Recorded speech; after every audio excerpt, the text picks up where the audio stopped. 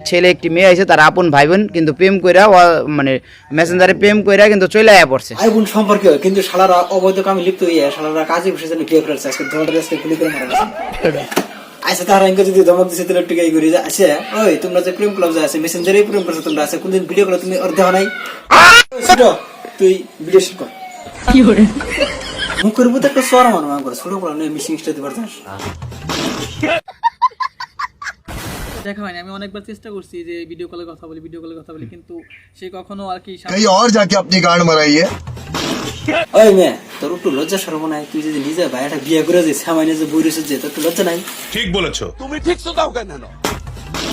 লজ্জা লাগবে কেন? কারণ যাকে ভালোবেসেছি যাকে ভালোবেসেছো তুমি তাকে বিয়ে করেছো ভালো কথা, সে তো তোমার নিজা ভাই, এটা কি বাবু?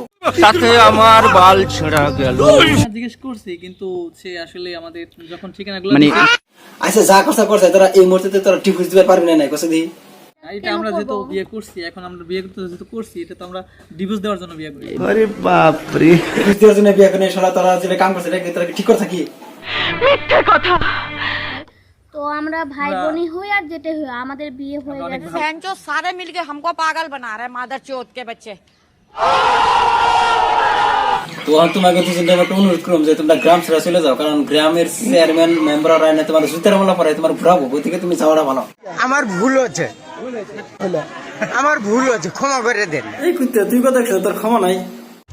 তো রিয়েল ভাই বোন না, যে রিয়েল ভাই বোন বিয়ে করলে যে প্রবলেম হবে তা তো না, কারণ আমরা হলো চাচাতো ভাই বোন।